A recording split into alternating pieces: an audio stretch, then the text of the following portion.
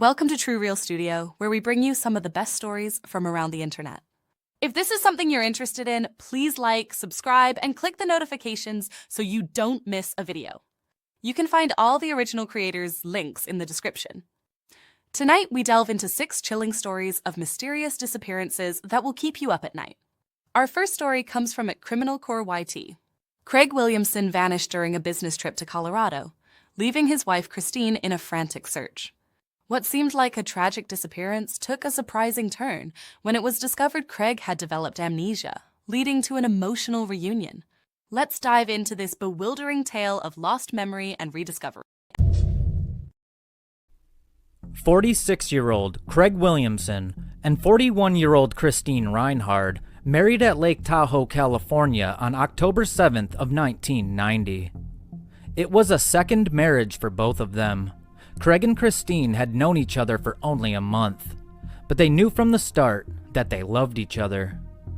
Christine said being married to Craig is like a honeymoon. She said he is the most sincere, loving, and caring person. The two bought a farm in Clintonville, Wisconsin, Christine's home state, and undertook an immediate renovation. They added to the barn and installed large tanks and began to raise an exotic and tasty African fish called tilapia. Their plan was to get into the lucrative business of fish farming and selling the tilapia across the country. Craig specially rigged an old-school bus to transport the fish. On August 28th of 1993, Craig loaded up and set off for Colorado to sell the fish. Christine was worried about him driving because he had suffered a concussion 4 weeks earlier. He was still experiencing headaches and blurred vision. When Craig arrived in Colorado Springs, he rented a car for business appointments. At 9 p.m. on August 30th, the night before he was to return home, he and Christine spoke for the last time on the phone. Craig was 1,000 miles away from the farm in Clintonville, Wisconsin, when he disappeared in Colorado Springs. The next day, his credit cards were discovered at a market in El Paso, Texas, 675 miles south of Colorado Springs. 2 weeks later, in Juarez, Mexico, just across the border from El Paso, Craig's rental car was found abandoned. Nothing useful could be found around or inside the car. No signs pointing to where Craig was or what happened to him. There were no signs of foul play. Christine had 2 choices. She could either sit at home waiting for police in distant cities to call her back, or she could do something herself. Christine did something. On September 14th of 1993, Christine arrived in Colorado Springs. She put up missing persons flyers in the areas where Craig had been. Christine also visited the hotel that Craig had last been seen in. One of the employees showed her room 112 where Craig had stayed. He showed her the bathroom and said that all of Craig's stuff was there and he had a book on the sink. In the bedroom, he showed her that Craig's luggage was on the chair next to the bed. The luggage was unpacked and unopened. The bed was made and looked like it was not slept in. There was no evidence of any struggle taking place. Christine believed that Craig had been attacked the day he vanished. She believed that due to his prior injuries. He wandered off to an unknown location. Detective Robert Johnson headed the investigation in Colorado. He showed Christine the area where they found the school bus with the fish still parked. Christine theorized that Craig checked on the school bus, and then on his way to the rental car, someone came up behind him and hit him over the head. She was quoted as saying, "This is completely in keeping in character with Craig, is that he would get up and would not go in and say that I am hurt, help me. He would think that I have to get on with things, I have to be doing something, I am supposed to go somewhere and I have to get back." And he would wander toward the bright lights of the parking lot and the interchange, and he wandered off from there. The case went cold for a short while as investigators and Christine were unable to find useful leads. Then, television stations in Colorado and Wisconsin reported about Craig's disappearance and Christine's search. Within days, A retired nurse from Montana came forward to report what she had witnessed. The retired nurse is Judy Inman. She saw the coverage of Craig's disappearance on the television and recognized him. 2 weeks after Craig vanished, Judy was traveling from Montana to Washington on a train when she saw a disheveled-looking man on board. She recalled when the man first got on the train, 2 drunks were harassing him. She saw the man walking down the aisle, clearly looking for something. He then said he had to get back to the fish, and kept saying it over and over again. The man talked about a big building with big tanks where they kept the fish, and that the fish were not from America. Being a retired nurse, Judy Inman knew that there was something wrong with the man. She knew that he was not drunk or mentally ill. Judy was able to determine that he definitely had some sort of head injury because she had taken care of patients like that in the past. After hearing what Judy had said, Christine was convinced that the man on the train was indeed Craig, especially because of his ramblings about the fish from out of state. She also believed he was headed to Washington because they had initially met there. Christine packed up everything she would need and traveled to Washington. She also packed a bag for Craig in the outside chance that she found him. Christine set off on a 6-week odyssey, paralleling Judy Inman's train route from Whitefish, Montana to Portland, Oregon. Christine photographed all the train stations along the way and went to various locations along the train route that Judy Inman and the man were on. On December 26th of 1993, Christine met Judy Inman in person for the first time and showed her the photographs of each train station along the route. Judy believed that the man resembling Craig had gotten off at Wishram, Washington, near the Oregon border. She recognized the building because it was small and she remembered the color. Christine believed that Craig might have mistaken Wishram for Washougal. Washougal is a town that Craig had lived in during the 1980s. Craig's son went to Wishram and plastered the area with this poster, but no new clues surfaced. Unfortunately, no trace of Craig was found. Christine then talked about how difficult it was going back to the farm in Wisconsin empty-handed. It was absolutely terrible to drive back here after looking for Craig for the 6 weeks that I did. This place was so cold and empty, everywhere I looked, things reminded me of Craig all the time. I can't give up. I will never give up. I will just constantly look for him until I am no longer alive or he is found. Those are the only 2 options. I know he is alive, and I know someday I will find him. The trouble is, I do not know when, and I just have to keep hanging on. The hardest part is hanging on. Investigators suspected that Craig may have staged his disappearance based on how his credit cards were left in plain sight. They also noted that his rental car had beard clippings in it. Lab technicians determined that they had been cut with scissors, suggesting that he was changing his appearance. He had $2,500 cash with him when he vanished. He and Christine also had put all of their money into the farm and borrowed another $400,000.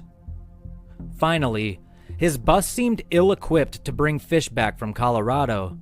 It had no tanks, fish food, or coolers. On May 25th of 1994, Craig's disappearance was covered on Unsolved Mysteries. They described him as a 49-year-old man, 5 feet 10 inches tall and weighing 190 pounds. He had gray hair and blue eyes. They also showed television footage of Craig. It was filmed in Wisconsin in February of 1993, 6 months before Craig disappeared. In a twist, Craig saw a re-airing of the broadcast and recognized himself in July of 1995. He was living in Key West, Florida. He claimed he was mugged in Colorado Springs and developed amnesia, which had worsened due to the concussion that he had suffered the month before he disappeared. Craig could not remember much else from the attack, claiming that he woke up in a hospital with the name Ron.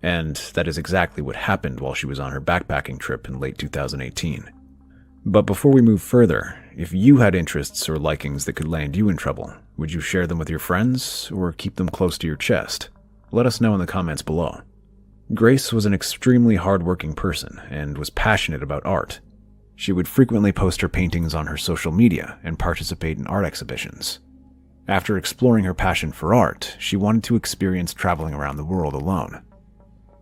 This is what led to her taking a year off from her routine and going on a solo world tour as a backpacker in October 2018. She used her savings to buy tickets and started off her trip from South America. Peru was her first destination. During her trip, Grace regularly posted about her activities on her social media and frequently talked to her family. She traveled to other South American countries as well and remained in the continent for 6 weeks before leaving for New Zealand in mid-November. According to her family, Grace was the most excited about exploring New Zealand during her trip and planned on going to Fiji and Australia too before ending her trip and returning home. On November 30th, 2018, Grace Mullane checked into a hostel for backpackers called Base Backpackers. Ever since breaking up with her high school boyfriend, Grace was active on Tinder, and that continued into her international trip too. On the night of her check-in into Base Backpacker, Grace matched with a man named Jesse Kempson on Tinder. She talked to Kempson over messages for a while before deciding to meet with him the next day, December 1st. While Grace agreed to meet him, she didn't like his advances. But eventually, Kempson persuaded her to meet him at the Sky City Hotel. At 5:30 p.m. on December 1st, Grace left her hostel and went to meet Kempson at Sky City. Since she was new to both the city and the country, Grace hoped she would have a fun night out, but things didn't go as planned. The next day, on the 2nd of December 2018, it was Grace's 22nd birthday. Since she was close to her parents, other family members and friends, her loved ones started sending her birthday messages as soon as the date changed. But there was no response from her, and this was unusual from a person who shared dozens of pictures from her activities with her friends and family every single day. When Grace's parents tried to reach out through calls, her phone was going straight to voicemail. Soon, her family knew something was wrong because it was unusual for Grace to miss calls or leave her phone unattended for long periods of time. The family kept trying her number for the next 2 days, but when no one received any response from Grace, they decided to contact the Auckland police. On December 5, 2018, Grace Mullane was reported missing, but the police didn't show much urgency to find her initially. The reason is that the police believed that Grace might have stayed with some newly made friends after a night out. Another assumption was that her phone might have died, and she would contact her family soon. But when the authorities contacted Base Backpackers Hostel to get information about Grace Mullane, they were surprised to know that she hadn't checked in after December 1st, the day she left to meet Jesse Kempson. What was even more surprising was that all of Grace's belongings were still in the hostel. The Auckland police now expedited their search for Grace Mullane. They began gathering CCTV footage from the local bars, hotels, and restaurants. This is when the authorities discovered that Grace had last gone to Sky City to meet someone. The CCTV footage showed that Grace was approached by Kempson confidently, but then he hugged her in an awkward manner. After the exchange of greetings, the two left the place and went towards Andy's Burger Bar. The footage obtained by the police didn't just capture Grace meeting Kempson, but also showed what happened in the following hours. In the bar, while enjoying their drinks, the couple looked as if they were having a good time, and Grace's actions didn't show any alarming signs. Both Grace and Kempson embraced each other on multiple occasions, and even kissed a few times. Fast forward to 9:40 p.m. on the same night, and the CCTV footage shows the couple heading towards Jesse Kempson's apartment. Grace looked extremely comfortable with her date, and it seemed as if the two had known each other for years. Their arms were wrapped around each other, showing the young couple had a good night out. Up until that point in the CCTV footage, everything seemed normal, except one thing. While the couple was in the bar, Grace left her seat to use the restroom, and as soon as she left, Jesse Kempson immediately started going through her belongings in the purse that she had left on her seat. While on the date, Grace was in touch with her friend in England, Amina Ashcroft. While Amina's statements later revealed that Grace was having a good time with Kempson and liked her date, she also told the media that, from her texts, it was clear that Grace was pretty drunk. Amina also revealed that while she saw some red flags in Kempson when Grace described him, she didn't say much because Grace was having a good time. Grace told her friend that she clicked with her date well, and in her last text, she told Amina that she would contact her tomorrow and let her know what happened next. Up until this point, the authorities didn't know exactly who Grace's date was, But when the police were going through Grace's social media, they noticed that soon after Grace returned from the restroom, a person named Jesse Shane Kempson commented on her Facebook profile picture, with the comment reading, "Beautiful, very radiant." That comment was what led the authorities to their suspect linked to Grace's disappearance. The 26-year-old Jesse Kempson was born on December 28, 1991, in New Zealand and grew up in Wellington. His parents separated when he was 9, and afterwards he was mainly brought up by her father and his grandfather. The police investigation later revealed that Jesse had a volatile upbringing with trauma, the complete opposite of Grace's childhood. When his family and friends were interviewed, nobody seemed to like him, and almost everyone called him a compulsive liar. Jesse's stepbrother told the police that he was a pathological liar who loved having power over people, so much so that Jesse had even lied to some people that he was dying of cancer. His landlord told the police that he initially believed that Jesse was a top manager for a company called Woolworth and was making 6 figures a year. But that turned out to be a lie when the landlord found out that Jesse hardly left the apartment building, and it was the state benefits that were paying his rent. Jesse had lied to multiple people about his profession. Some people thought he was a successful businessman, while others believed he was a professional softball player. In reality, Jesse was working as a telephone sales operative. What was more interesting was that he was fired from his job for lying on the same day he met Grace Mullane. Immediately after connecting the dots and identifying Jesse Kempson, the authorities knew he was their person of interest, and there was some link between him and Grace's disappearance. The investigators went to Jesse's apartment building, but he wasn't there. After a while, he arrived at the building, but as soon as he saw the police, he hurriedly turned around and tried to hide his face from the officers. One of the officers spotted him and chased him as people stood by and watched. The police eventually caught up to Jesse and brought him in for questioning. When Jesse Kempson was asked about the events of the night Grace Mullane disappeared, he told the authorities that he met Grace at Sky City because he didn't know whether or not Grace was a real person, since a lot of catfishing also goes on Tinder. He further shared that when they ended the night, the couple gave each other a hug and a kiss and went their separate ways after agreeing to keep in touch with each other. The investigators didn't buy Jesse Kempson's stories because of the CCTV footage they had seen. According to the footage, Jesse and Grace got off an elevator and headed towards his apartment. When the authorities searched Jesse Kempson's studio apartment and looked into him through different sources, they discovered that he had an unusual personality. He was estranged from his family and also claimed to have been diagnosed with anxiety recently. What caught the investigators' interest was a post on Jesse's Facebook profile from a couple of weeks before he met Grace. In the post, he was extremely apologetic and asked for forgiveness from all the people he had wronged. In one of the sentences of the post, Jesse wrote that his arrogance and selfishness had affected his relationships with people in his personal life. Jesse seemed to have shown red flags to almost everyone who had interacted with him, including the girls he had dated. All of them described him as overbearing and controlling, even if he had just started seeing them. He initially portrayed himself as a sophisticated and well-dressed person, but soon showed his true colors. He repeatedly asked his dates about their sexual experiences and tried to get as much personal information from them as possible. The authorities went through nearly 6 terabytes of data from the CCTV footage and closely looked at each and every one of Jesse Kempson's movements on the 2nd of December 2018, the day Grace Mullane was supposed to celebrate her 22nd birthday. The cameras in Jesse's apartment building captured him getting into an elevator at 8 a.m. on the 2nd of December. He was alone and went into the building's lobby before heading towards the atrium on Elliott. After a few minutes, he arrived at the atrium and went to the baggage section to get a suitcase. After that, he got some cleaning supplies before checking out. Around 11 a.m., Jesse Kempson went to a car rental company in Auckland and rented a red Toyota Corolla. Jesse's behavior throughout the day was unusual. The authorities were surprised to see that just a few hours after getting the suitcase and cleaning supplies, Jesse went out on a date with some girl, but it wasn't Grace Mullane. The police were able to get in touch with Jesse's Tinder date on the 2nd of December and interviewed him to get any information that might lead them to Grace Mullane. The girl told the authorities that throughout the date, Jesse Kempson had made her feel extremely uncomfortable. She also revealed that Jesse talked about buying a large duffel bag for sports equipment and even discussed the topic of murder with her. He told her that it was both interesting and crazy that one wrong move by a murderer could land them in jail for the rest of their life.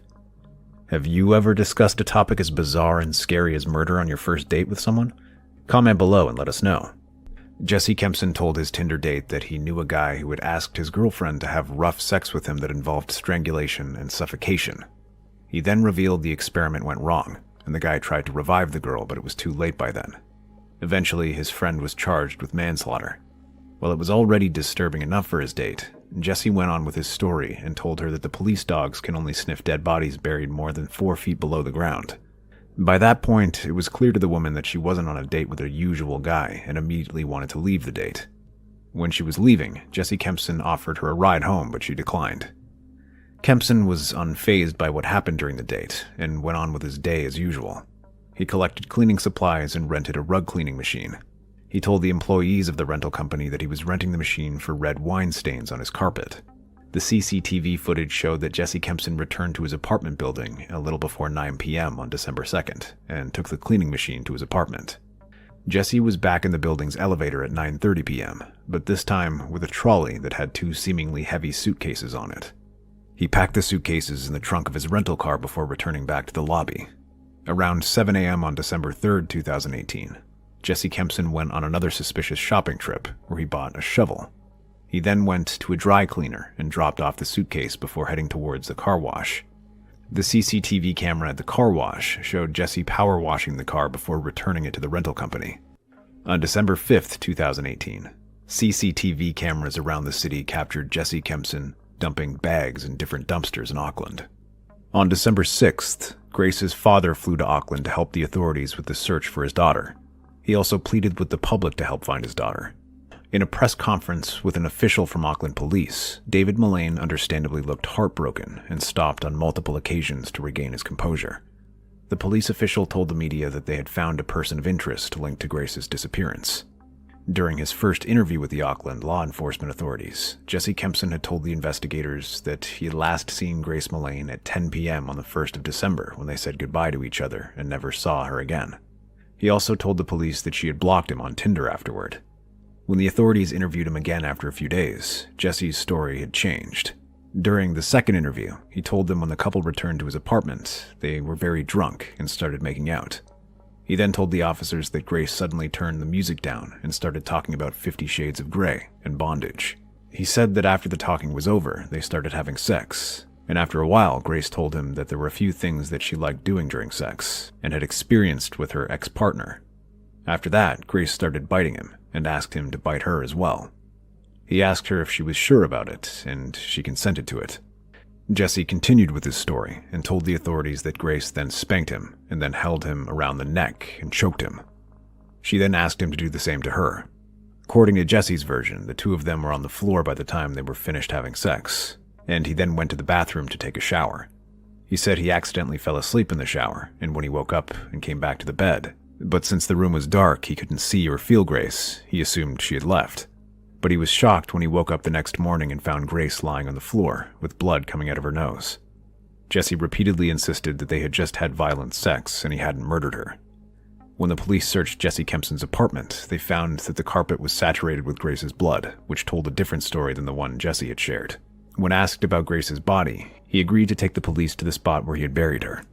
Grace Mullane's body was found in Waitakere Ranges, 12 miles west of Auckland at 4 p.m. on December 9, 2018. While talking to the media, Detective Inspector Scott Beard told the media about discovering Grace's body. He mentioned that they had found a body they believed to be of Grace, and that the formal identification process would be initiated. Although the identification process had not yet started, the investigators, based on the evidence that had accumulated over the past few days, determined that it was Grace's corpse. Detective Inspector Scott Beard also stated that this time would have been unbearable for the Mullane family and sent condolences to them. Jesse Kempson made his first appearance in court on December 10, 2018, and was charged with murdering Grace Mullane. But his identity was suppressed because of an appeal by the defense that automatically triggered an interim name suspension for 20 working days. While the media outlets in New Zealand could not publish his name or other details, identity suppression could not be enforced outside New Zealand, and different English newspapers and channels published Jesse Kempson's name in their reports. On January 16, 2019, Jesse Kempson appeared in the Auckland High Court, where he pleaded not guilty. His identity still remained suppressed, pending an appeal by his lawyers. The Auckland High Court heard the appeal on February 7, 2019, and reversed its decision, indirectly ending Jesse Kempson's name suspension. The trial for Grace Mullane's murder began on the 4th of November 2019, and the autopsy report presented in the court was horrifying and showed that Grace had been strangled. Not only that, she also had bruises on her arms and chest, as if she had been pinned down. It was also revealed a pressure with considerable force was applied to Grace's neck for nearly 5 minutes, which led to her death. The police report also showed that Jesse had lied to the authorities during the investigation. On the night of December 1st, when Grace was murdered, Jesse didn't accidentally fall asleep in the shower. Rather, searched for the hottest fire, flesh-eating birds, and Waitakere ranges on his phone. But that wasn't the only thing he did on his phone. He even took intimate photos with Grace's dead body and browsed different porn sites. The prosecutors argued that Grace's death wasn't the result of rough sex gone wrong, but rather it was deliberate, intentional, and calm. The investigators also told the court that Jesse would have killed someone else if it wasn't Grace Mullane on the night of December 1st, 2018. On the 21st of February 2020, a jury consisting of 5 men and 7 women unanimously found Jesse Kempson guilty of the murder of Grace Mullane. He was sentenced to life in prison, with a maximum non-parole of 17 years. On the 22nd of December 2020, Jesse Kempson was formally identified after New Zealand's Supreme Court rejected his appeal for continued name suspension. It was only then that the public knew that he had been convicted of a total of 9 charges that included sexual violation, rape, and threatening to kill. Grace Mullane's death attracted unrepentant public attention, and the Prime Minister of New Zealand, Jacinda Ardern, publicly apologized to Grace's family. The Mullane family gave an emotional media statement after the court verdict came in.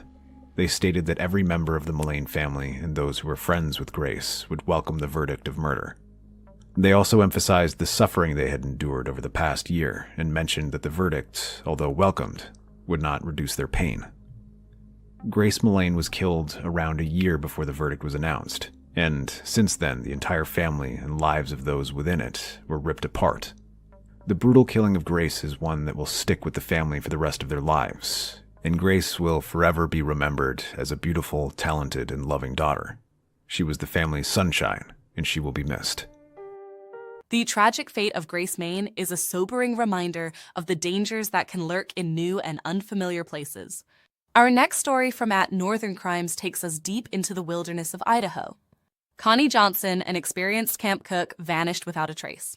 Her disappearance is a haunting example of how even the most seasoned individuals can fall prey to the perils of nature.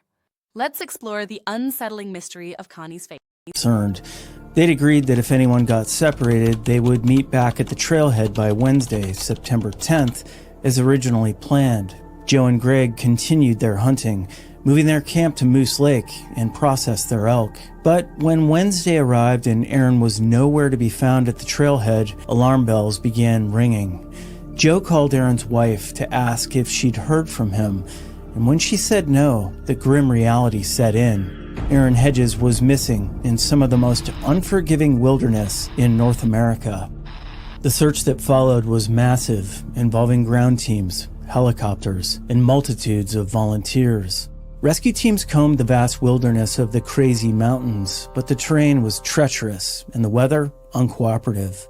Despite extensive efforts, no trace of Aaron was found during the initial search operations. The mystery deepened when Aaron's body was finally discovered on August 8, 2016, nearly 2 years after his disappearance. His remains were found approximately 15 miles from Sunlight Lake, his original destination, in circumstances that raised chilling questions. The location where he was discovered was far from where searchers had focused their efforts, leading to speculation about what had happened during those final days. Aaron's disappearance has become part of the lore surrounding the Crazy Mountains, a range known for its unpredictable weather, difficult terrain, and history of missing persons cases. His story serves as a sobering reminder of how quickly the wilderness can claim even experienced outdoorsmen, and how the vast Montana backcountry can swallow people without a trace. Today, Aaron's case remains a cautionary tale about the dangers of solo travel in remote wilderness areas, where help can be days away and a single wrong turn can mean the difference between life and death.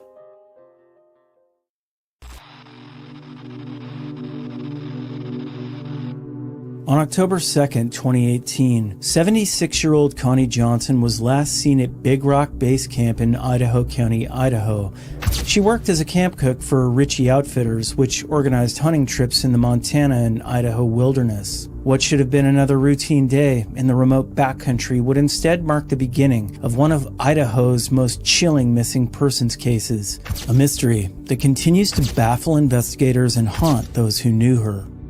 Connie was born on December 11th, 1941, and at 76 years old, she embodied the spirit of the American West. Standing 5 feet 7 inches tall and weighing 140 pounds with blonde hair and blue eyes, she was a retired Forest Service employee who'd spent 25 years working in wilderness areas.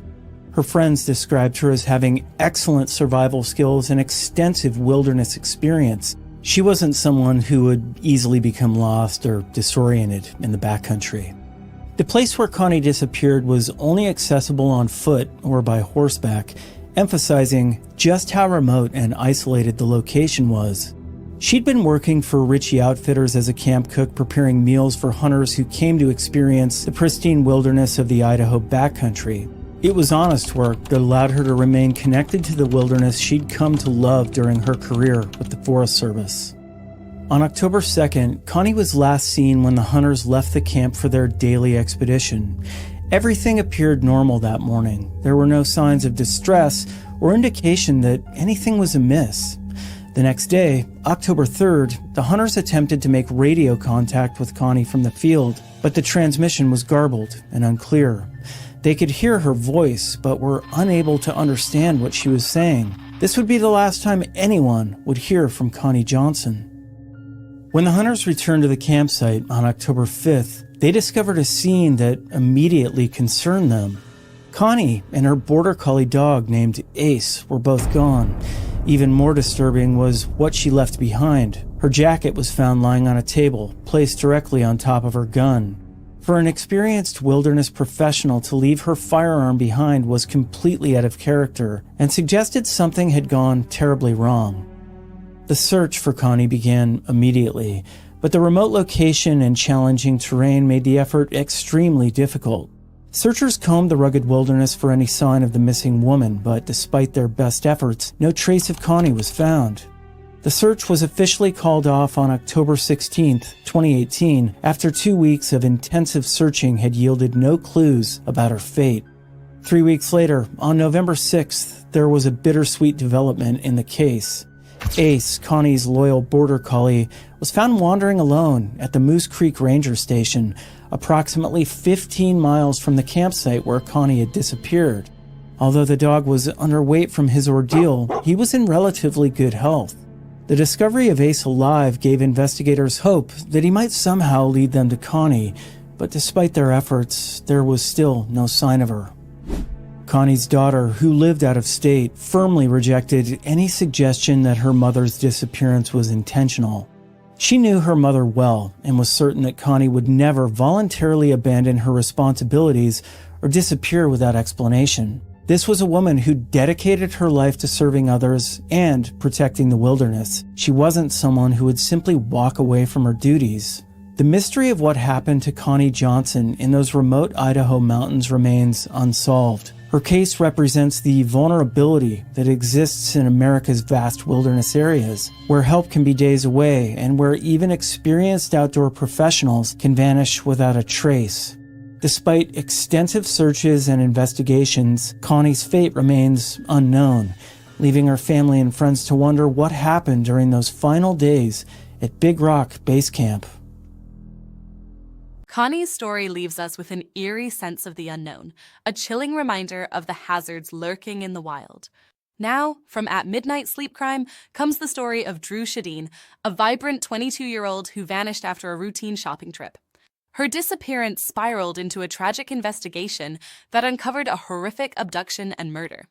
This tale of innocence lost will leave you questioning the safety of everyday routine. Story 1. The disappearance of Drew Shadine. If there was one word people used to describe 22-year-old Drew Shadine, it was busy. In the fall of 2003, Drew was a senior at the University of North Dakota, studying graphic arts. She wasn't just a student, she was a force. An honor roll student, former homecoming queen, a proud member of the Gamma Phi Beta sorority, Drew had built a full and vibrant life. Her days were a whirlwind of activity. Between 2 part-time jobs, volunteering for children's programs, and organizing charity events, Drew barely had time to breathe. And yet, she was always smiling, always giving. Those who knew her say Drew had a natural gift for kindness. Her brother recalled how, back in middle school, when a new student transferred in without knowing anyone, Drew was the very first to approach her. That simple act of friendship sparked a bond that lasted a lifetime. Drew loved staying active. She had played volleyball, basketball, and golf since she was young, but her real passion had always been art. Her nickname growing up was Doodles, because you could always find her sketching, painting, snapping photos, or crafting something creative. Her stepfather once said, "I'd see a blank page. She'd see depth, variety, and beauty. It was just natural to her." But everything changed on the night of November 22nd, 2003. Drew was working a shift at Victoria's Secret inside the Columbia Mall in Grand Forks, North Dakota. She clocked out at 4 p.m., did a little shopping of her own, and around 5 p.m., she called her boyfriend, Chris. The two had been dating for about 5 months and shared a love for design and creativity. Drew was excited. She had just bought a new purse for her mom, managed to get a discount, and even used a gift card. She laughed and chatted as she walked through the cold evening toward her car. Chris was holding the phone with his shoulder as he carried boxes, only half listening. Then, suddenly, Drew said something strange. Okay, oh my God." The call abruptly ended. Chris paused for a moment, thinking maybe she lost signal. He didn't think much of it at the time.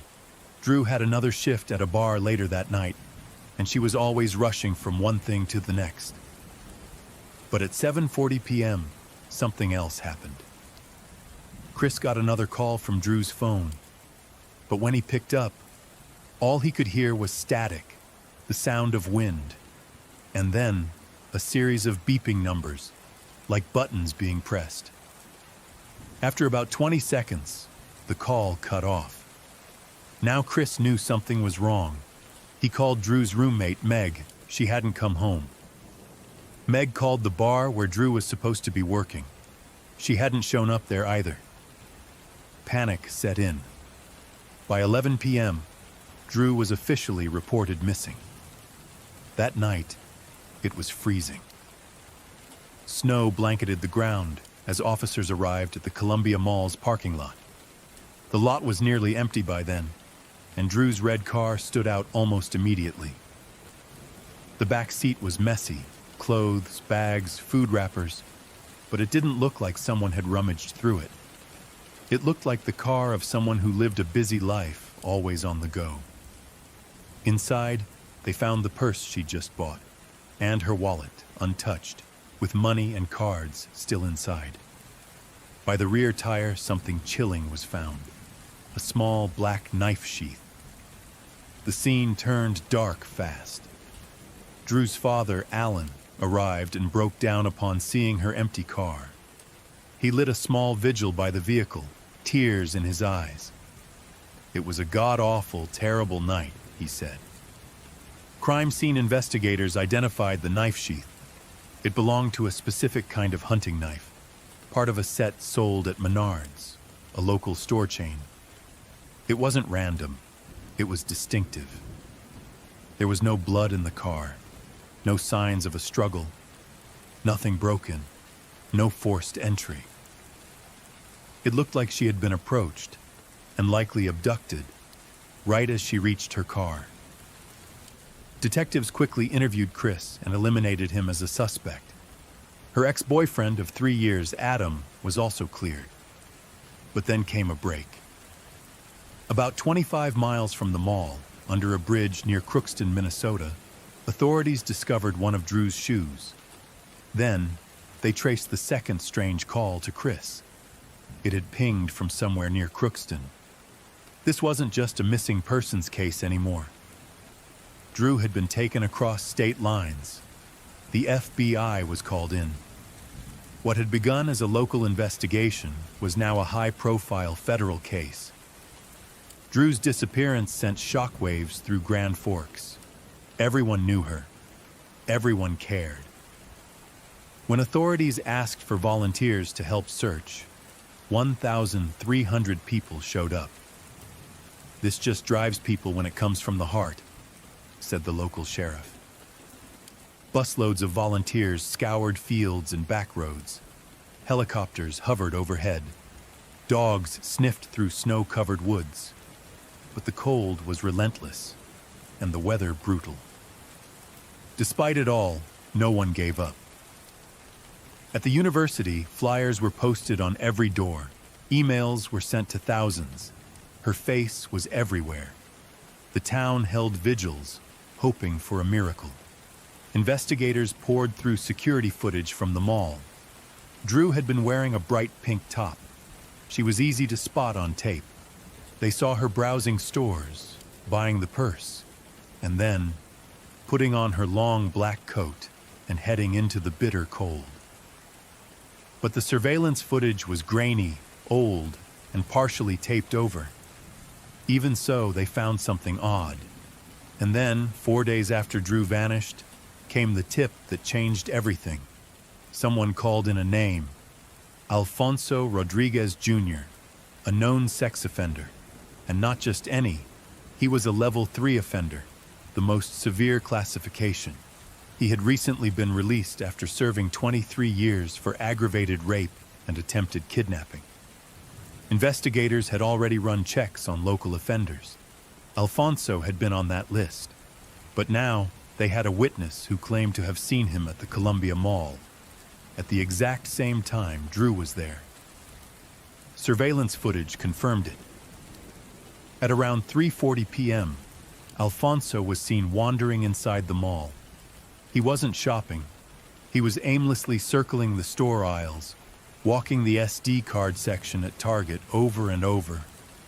Then he sat by the exit doors for nearly 10 minutes, watching. At 3:50 p.m., he stood up, put on gloves, and followed a blonde woman out the door. It wasn't Drew, but the timing and his behavior were unsettling. Authorities eventually tracked Alfonso Rodriguez Jr. to Crookston, where he was working on a construction site, only a few miles from where Drew's missing shoe had been discovered under a bridge. Investigators were still early in the case, and every person was a suspect until proven otherwise. So they sat Alfonso down and asked him where he had been on that crucial Saturday. He said he had driven to Grand Forks to shop for clothes and watch a movie, but his story quickly fell apart. Surveillance footage at the mall didn't show him making any purchases, and the film he claimed to have seen wasn't even playing. At the time, he said he'd gone, as officers pressed him, suggesting that his story wasn't adding up. Alfonso grew uneasy, but stuck to his claims. When asked about a visit to McDonald's, another part of his alibi, investigators told him they couldn't find him on surveillance video there either. "Do you think maybe you were somewhere else?" they asked. Alfonso replied uncertainly, "I don't know. I know I went in the mall." He eventually allowed investigators to search his car, claiming he had nothing to hide. But in the glove compartment, officers found several knives, and one in particular stood out. It was stored in a jar containing a strong-smelling cleaning agent. One of the investigators later said he could have been knocked over with a feather. It was the knife they'd been searching for, the one that matched the sheath found near Drew's missing tire. Despite the mounting suspicion, Alfonso insisted he had nothing to do with Drew's disappearance. He even claimed he had never seen her face. Still, police seized the knife and continued their search of his vehicle. Blood traces were discovered on the back seat and rear window, and when tested, they came back as a match to Drew's DNA. On December 1st, Alfonso Rodriguez Jr. was arrested and charged with kidnapping. But even with a suspect in custody, there was still no sign of Drew, and Alfonso wasn't saying a word. Authorities were beginning to accept a grim reality. They were no longer looking for Drew alive. As time passed, Drew's family hired a private investigator. Meanwhile, snow and harsh winter weather complicated search efforts. Some areas remained buried under snow well into spring. Still, the team pressed on. Mike Headland, a sergeant with the Grand Forks Police Department, recalled the emotional toll. "I've got 3 daughters," he said. "So I thought, as a father, what would I want done if this were my child? I'd want every avenue explored, every lead followed." He spoke about sleepless nights and the haunting silence that followed when he did manage to lie down. His thoughts consumed with what more could be done. Then, on April 17th, 2004, the call came. Drew's remains had been discovered in a ravine just outside of Crookston. She was naked from the waist down, her hands bound behind her back. A rope had been tied around her neck, attached to the remains of a plastic bag that had been placed over her head. So much time had passed that the exact cause of death could not be determined. However, it was clear she had been beaten, stabbed, and sexually assaulted. A deep gash on her neck measured 5.5 inches. The medical examiner concluded that she likely died from that neck wound, asphyxiation, or exposure to the freezing elements, left alone in the cold to die. The brutality was staggering. For Drew's father, Alan, the moment brought both devastation and closure. "It was an absolutely horrible day," he said, "but it was a day of relief. We finally knew what happened. We knew Drew was no longer out there somewhere, suffering. A funeral could finally be held." Among the pallbearers were her ex-boyfriend Chris and another former boyfriend Adam, both of whom had searched tirelessly for her and supported each other through the long months. Because Drew's case involved crimes that crossed state lines, it qualified as a federal case. Alfonso Rodriguez Jr. was officially charged with murder and became eligible for the death penalty. North Dakota's first such case in over a century. He pleaded not guilty. After a series of mental health evaluations, it was determined that Alfonso was not only sane at the time of the crime, but also fully competent to stand trial. In August 2006, he was unanimously convicted of kidnapping, resulting in death. The court sentenced him to death, and he was transferred to a maximum security penitentiary in Indiana. Yet the case didn't end there. Alfonso continued to file appeals, including one that reached the U.S. Supreme Court. As part of a 2011 appeal, he made a partial confession, claiming he had mistaken Drew for a girl who had sexually abused him when he was just 6 years old at a church camp. He described dissociating at the sight of her and entering a blackout rage. According to a psychologist's report, he said he had walked up to Drew's car while she was on the phone, opened the passenger side door, and attacked her. When she began to bleed from the mouth, he placed a plastic bag over her head to keep the blood from staining his vehicle. He claimed to have no memory of the rest. Still, the appeal was denied. In 2013, Alfonso finally admitted that he had not killed Drew by accident. It had been deliberate.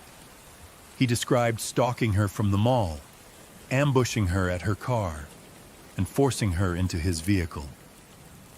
He then bound her arms and sexually assaulted her before leaving her body in the snow. A chilling 416-page court document filed that year detailed everything. When reached for comment, Drew's mother, Linda Walker, expressed no desire to read the disturbing file. "It's clear this is about him, not remorse. He's just trying to avoid execution," she said. "He's an evil person who continues to use every opportunity to keep the spotlight on himself." In 2021, to the shock and dismay of the community and Drew's family, Alfonso's death sentence was overturned. A federal judge ruled that his constitutional rights had been violated, citing misleading medical testimony, defense failures to present an insanity argument, and documented evidence of severe PTSD. Bob Heels, the family's private investigator, called it a tragic miscarriage of justice. "I'm extremely disappointed," he said. "This is one of the worst crimes I've ever encountered in my 37-year career. If the death penalty doesn't apply here, where does it apply?" On May 18, 2023, Alfonso Rodriguez Jr. was sentenced to life in prison without the possibility of parole. November 22, 2023, marked the 20-year anniversary of Drew's disappearance. Her name still resonates deeply in the Grand Forks community. East Grand Forks Police Chief Mike Headland, then a public information officer, said her face remains ingrained in his memory. Even today, when he speaks at schools, he finds that nearly every student still recognizes Drew's name. Her legacy lives on. At the University of North Dakota, a scholarship for young women honors her memory. Her mother, Linda, has devoted herself to keeping Drew's story alive, lobbying lawmakers, speaking to media, and advocating for victims. "The first promise I made was to bring her home," she said, "and I did. Now I keep the second one, doing everything she never got the chance to." Story 2. Drew's heart-wrenching story is a poignant reminder of life's fragility. As we continue, we turn to Rudot Skeleton with a tale of mystery and suspense in the unforgiving desert.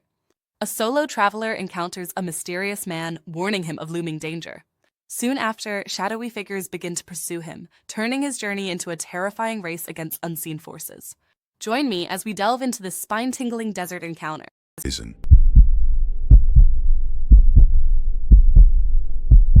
I was driving through the desert, just me and my old Jeep, when I first started feeling like something wasn't quite right. The sun had set hours ago, and all I could see was an endless stretch of blackness, broken up only by the occasional silver flash of moonlight off the sand. The road, if you could even call it that, was barely there, just a faint line winding through nothingness. Dunes, scrubby bushes, and total silence. It was the kind of quiet that presses against your skin and makes every breath feel too loud. I was on my way to a tiny town that barely even seemed real, just a name on a map. The kind of place you stop for gas, grab a bottle of water, and get out of as quickly as you can. Nothing special, nothing exciting, just the desert doing its thing, making everything feel distant, like it belonged to no one at all. I hadn't seen another car in hours. No headlights, no nothing. My radio had been nothing but static for the longest time, but I wasn't about to mess with it. I was already feeling uneasy. Not scared, just off. But it wasn't enough to make me stop. I told myself I was probably just tired, just me being too tired, imagining things. The desert was messing with my head. Then I saw it. At first I thought it was just some trick of the light. A mirage maybe, a cactus or a shadow playing tricks in the moonlight. But as I got closer, I could see him clearly. A guy standing by the side of the road. His clothes were torn up. His face was pale, and his hair looked like the wind had been whipping it around for hours. He didn't move as I passed, didn't even blink. He just stood there, staring at me with these eyes. Vacant, like they didn't even see me, like he wasn't really there. I should have kept going. I know that now. I should have just floored it and gotten as far away from him as possible. But instead, something in me made me stop. I've never been able to resist the urge to know more about the weird things I come across, even when it's probably a terrible idea. I pulled off to the side of the road, my heart hammering in my chest. The guy didn't move, didn't say anything, just stood there swaying ever so slightly like he was caught in the wind. I cracked the window, my voice coming out way shakier than I meant it to. "Are you okay?" He turned his head, slow as molasses, and when his eyes met mine, I felt like I'd been dunked in ice water. There was nothing in his gaze, no life, no soul. It was like he was looking through me, not at me. His voice, when it came, was raspy, almost like it didn't belong to him. "They're coming for you." Before I could say anything, he turned and disappeared into the desert like he was never there. No sound, no sign of him, just gone. I sat there, staring at the empty road where he'd been, trying to figure out what had just happened. My hands were shaking, but I told myself it was just exhaustion, just me being too tired, imagining things. The desert was messing with my head, but then the silence started to feel wrong. It wasn't the same quiet as before. This one felt heavier, like something was waiting, watching. I started the Jeep up, pushing the gas pedal a little harder than I probably should have, trying to get some distance between me and that weird encounter. But no matter how fast I went, I couldn't shake the feeling that I wasn't alone. And then I heard it. It started small, like a whisper on the wind. At first, I thought it was just the desert playing tricks again. Maybe it was just the sound of the wind shifting. But as I listened closer, I could make out words. My name? No, it couldn't be. I glanced nervously in the rearview mirror, but there was nothing behind me. Just the road and the sand stretching on forever. But then the whispers started getting louder, clearer. "You shouldn't have stopped," the voice rasped. "They're coming." That's when the panic set in. My heart felt like it was going to explode, and I gripped the steering wheel so tight my knuckles went white. This wasn't my imagination anymore. The whispers were real. They were all around me, in the car, outside it, everywhere. And that's when I saw them. At first, they were just dots in the distance, too far away to make out, but as I sped up, I could see them more clearly. Figures, dark and thin, moving across the dunes. They didn't walk, though. They glided. And there were a lot of them. Too many, at least a dozen, maybe more. They all swayed in rhythm with the wind like they were part of some twisted dance. Their eyes glowed, just faintly, but enough to make my stomach flip. I slammed my foot on the gas. The engine roared, but it felt like I was moving in slow motion, like the figures were closing in, getting closer, surrounding me. I was trapped. I couldn't outrun them. The whispers grew louder, turned into screams, voices dry and raspy, chanting my name over and over again. The noise filled the Jeep, crashing against my skull, making it impossible to think. I couldn't get away. I glanced in the rearview mirror, and that's when I saw them, those glowing eyes watching me, keeping pace with the Jeep. They were getting closer. I don't even know how long I drove. Time didn't make sense. It felt like hours, but it could have been minutes. Every second stretched out like I was stuck in a nightmare that wouldn't end. Finally, the road started to narrow, and I saw lights up ahead. The town. I couldn't believe it. Was I imagining it? The sound of an engine. I looked again, but when I checked the rearview mirror, the figures were gone, vanished, like they had never been there at all. I pulled into a gas station and killed the engine, my hands still shaking. I sat there for a few minutes, just staring at the dashboard, trying to get a grip on what had just happened. The silence was deafening. The man in the desert had been right. They were coming, and I knew, deep down, in a place I didn't want to admit, they would never stop. From the heart-pounding chase in the desert, we move to our final story from at Broccoli Animations. A couple's seemingly peaceful stay at an Airbnb takes a sinister turn when the receptionist is revealed to be a voyeuristic intruder. Their terrifying encounter leads to a frantic escape and police investigation. This unnerving tale will make you think twice about your next trip's accommodations.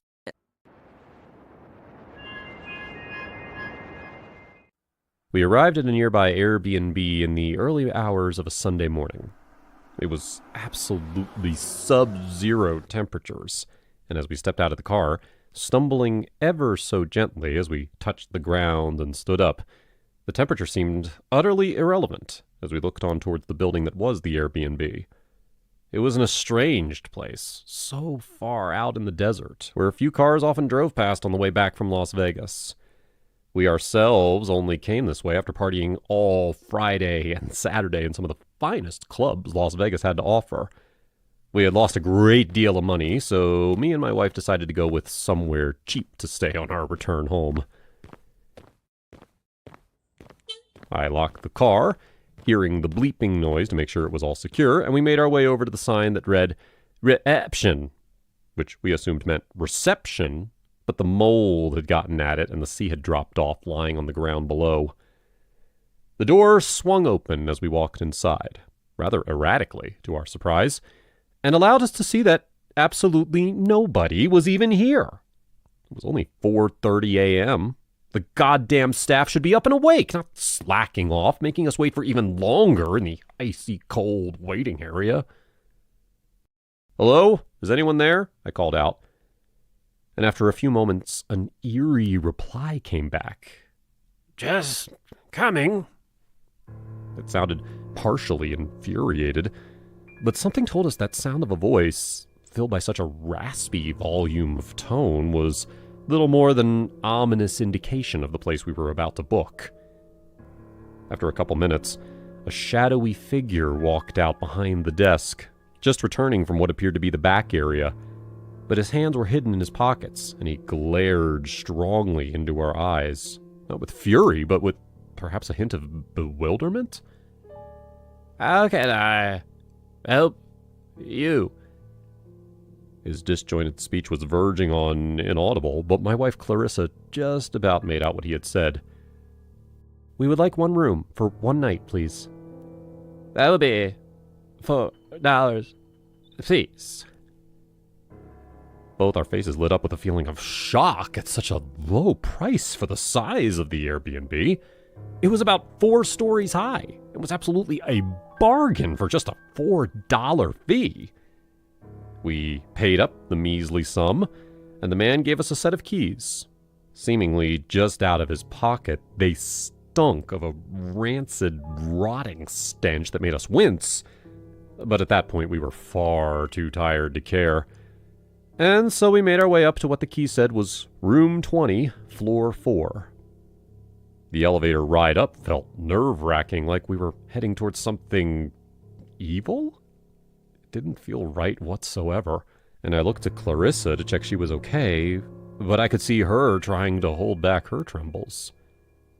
"It's fine, hon. It'll only be a quick sleep, and we'll be back on the road in no time." I patted her on the arm for comfort, but she simply couldn't stop shaking. "I don't like that man, Ryan. He freaks me out. And I didn't see a single car outside either. I don't want to be the only ones here."